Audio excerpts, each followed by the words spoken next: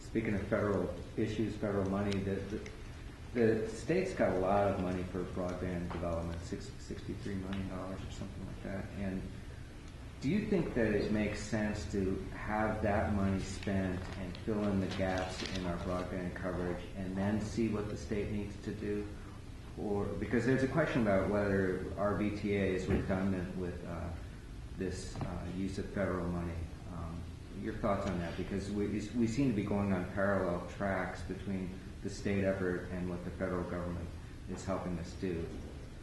Well, really the whole point of Connect Vermont 2013 is to bring all the players together where communication hasn't been ideal, and to get it one integrated plan where we're all building to the same goal of connectivity every last mile by 2013.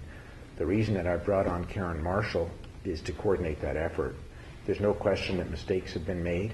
There's no question that, let's be honest about this, that the goal was to have this done by 2010 by the previous administration, and everyone can see that didn't happen. So we are willing to re-examine everything that has been done and everything that we are doing, but we don't have much time. So that's why it's so important that the legislature, and I'm grateful to Senator Luzzi and his committee for getting a bill out yesterday. I'm hoping that the Natural Resources Committee and the Senate will get that out of their committee quickly and get it over to the House, and let's get it signed. But we need to do everything we can to both coordinate all the parties on the one hand and expedite the process on the other. But why not just make Karen Marshall head of the VTA? Well, that's not really her job. The VTA does have a role. Let's not forget that the bonding authority that I hope to be able to use, of $40 million, it has to be run through the VTA. So the VTA has a role. I have confidence in their leadership right now. They're working hard, and the question is, the question raised in the Senate bill is, should we keep them with their current structure or have them housed somewhere else? And that's something we can resolve in the coming weeks. So you want them to continue existing, or? Well, they have to continue to exist in order to use the bonding authority that we've set up. Or would you put them under the Public Service Department? Well, I'm not sure that that's appropriate either, because let's be honest about this. The problem for the VTA has been, one of them, that they let contracts out to providers, then grant those contracts and become a partner in those contracts at the same time that they're asking all of the providers, who are often competing with whoever received that contract, to provide services. So there's been a little bit of I think in terms of structural design, it's not the VTA's fault, there's been a bit of a mixed message there. So I think the question for us is, how do we resolve that? Now, if you put it at the Public Service Board, the Public Service Department, that raises other problems, which is that they also are supposed to be defending the public and not entering into contracts to build out the system. So I'm not sure that's a solution either. So is it a conflict of interest for them to be handing out money? I think a conflict of interest is too strong. It is not a conflict of interest. But I do think that it complicates our mission. As we're trying to get the providers to trust us and work together to build out an integrated plan, it makes it more complicated when the VTA has to partner with some of those providers to get the job done. So it's asking them to do two things at the same time, and we'd like to find a way to resolve that. You proposed changes in the VEGI program that would authorize incentives to businesses who create jobs that pay as little as $22,000 a year. Is that really an appropriate job for the government to be subsidizing? I think it depends on what region of the state you're from. One of the things that concerns me about our economic development policy generally as a state is that we measure the job growth and tend to pat on ourselves in the back for having done a good job. And much of that job growth, we all know, is in Chittenden County in that area. If you're in the Northeast Kingdom, $22,000 a year could be the difference between paying your mortgage and not being able to pay the bills. So I think regionally it makes sense for us to consider lower wages in areas where we're not getting any economic development. The Kingdom would be a good example. Bennington County, parts of Rutland County, Windham, Windsor. Why do you think the program works, just fundamentally? as I mentioned, I was a skeptic of the program over the years. Since having been elected governor, I have met with too many employers who say to me, we want to bring our jobs to Vermont, and we're waiting to find out whether our veggie application is approved, because if it's not, we can't afford to do it. The other states are walking around, offering great deals, and while we don't usually compete with them dollar for dollar, the veggie credit makes the difference between them being able to locate in Vermont or not. So I just think it's one of many tools. Now, do I think it's the tool that's going to create jobs in Vermont? No. Do I think it's the tool that we should have in our tool chest to help us grow jobs, one job at a time? Yes, I do. And you think it's worth the $25 million that the state is on pace to pay out over the next few years? I think it is, as long as we're growing jobs. And we all know we've just come through a tough recession. We've been losing jobs. We want to turn that around. And if I can pick up 100 or 2 or 3 or 400 jobs or 1,000 with the veggie program as one of the tools that will help us grow those jobs, I think it's worth it. Let's not forget, when you say it costing us $25 million, it's only costing us that if we get the jobs. If we don't get the jobs, we don't get any of that money. Do you support the Senate bill to set up medical marijuana dispensaries for patients? I've supported the dispensary bills in the past. I've got to be honest with you, I haven't read that bill. My focus on the question of decriminalization is on decriminalization. I think that's where we should start. I've asked our commissioner to work together with the parties to figure out a way to spend our resources attacking the really big drug problems in Vermont. Vermont has a higher per capita use of Oxycontins and other addictive drugs than most states.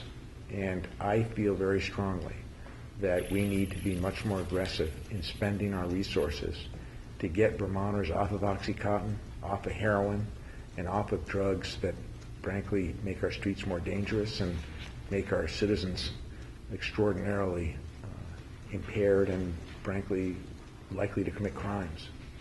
So in the past, when you've supported the marijuana dispensary bills, why do you think that's a good idea? I thought it was a good idea, and I still do, because we have a mixed message in Vermont. We say to people, for medical purposes, you may use marijuana to ensure that it's part of your rehabilitation for health care. And we all know that for patients who are going through chemotherapy and other pain, chronic pain issues, cannabis helps, and it can be prescribed legally in Vermont. When I was president pro tem, I often had people call the office to say, I have a prescription for marijuana. What does a drug dealer look like? Because my mother-in-law wants to fill her prescription, or I want to fill my prescription from an older person in Vermont. I don't think that you should have a law that allows people to use it on the one hand, and on the other hand, tells you to go buy it from an illegal drug dealer. So it just doesn't make much sense. Do you support the unionization of child care workers in Vermont? Yes, I think they should have a seat at the table. Speaking of that, do you anticipate meeting the governor of Wisconsin this trip to D.C.?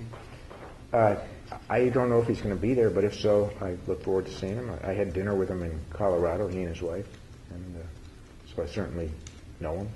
What do you think is going on with these efforts in Wisconsin and Ohio and some other states where they're starting to go after the collective bargaining rights of unions? Do you see this as state by state, or as some people see it as part of an effort by incoming gubernatorial administrations to basically, kneecap the unions? It's hard to tell whether it's just Wisconsin or whether it's a wider effort. We'll just have to sit back and watch. I got to tell you, truthfully, understanding the challenges of balancing budgets, I'm focusing all my energy on balancing ours. And, none of the tactics that are being used by other governors surprise me. I don't endorse them. I understand the desperation. We're going to feel some of that in this building. I have people, leadership, running to me every day saying, we got to raise taxes. It's the only way out. I think you're going to hear some of that this week from some members of the legislature. You can bet that chorus is going to grow as we get closer to having to pass a budget. And we're going to have to make some tough decisions here again. So you hear from leadership here tell you every day that Well, they raise taxes? don't. They don't is want something to, they have? but that they're hearing from their membership. There's a lot of rumbling about it. Let's put it that way. And can you talk a little more about those conversations? I mean, they come to you and you talk to them about the budget, and then they say to you, "Look, our people are telling us we've got to raise taxes." And what do I say? Well, can you talk a little more about what they say? What they say is that there is some members of the legislature who are going to be proposing raising taxes as a way to balance our budget. That shouldn't be a surprise to anyone in this room. It's one of the tools that they have available to them. But you're not saying that leadership is proposing? No, the leadership's reporting to me in conversations that there are members of their caucuses who obviously think that's the direction to take. That's no surprise to you, is it? No, when you said leadership, that did sound like a surprise. So, no, leadership is not proposing that. Do you think that the state could make fundamental, deep savings in its spending if it changed the way it negotiates with public employees? The great thing about Vermont is, despite our occasional diversions from the path, we tend to do things in a pretty bipartisan way, and we tend to work together with labor to get important things done, and they care about Vermont as much as we do.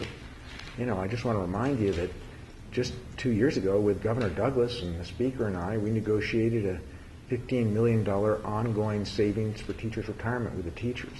We negotiated a 3% pay reduction for 2 years with the VSEA, with the state employees. We right now are negotiating retirement issues where they're going to may well make a increased contribution to the retirement. So we do things collaboratively in Vermont, and collective bargaining has never been a problem for us. We tend to not even go to collective bargaining in most cases. We work it out as a family on the big issues. Certainly that was true of the retirement. The NEA stood with us and said, this makes sense. We want our retirement funds to be strong in the future. With the VSEA, again, we all stood together and made that package happen. So Vermont's not Wisconsin. And we have better cheese and we have better citizens. Your hiring freeze has proven not to be that much of a freeze. Not turn down any requests for hiring. Does that not bode well? Not a single outline request?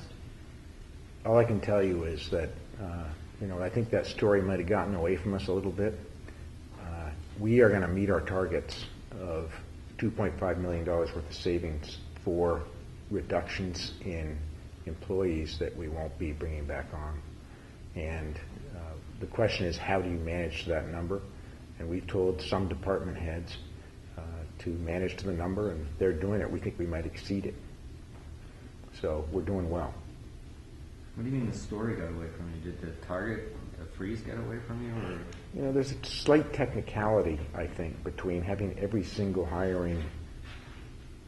employee approved by the Secretary of Administration and trusting your commissioners and secretaries to make some of those judgments. That's what we're doing. We're going to meet the target. But even when you were approving each one of them, they all were approved. Well, all I can tell you is we're going to meet our target. In fact, we think we're going to exceed it, and that's the good news.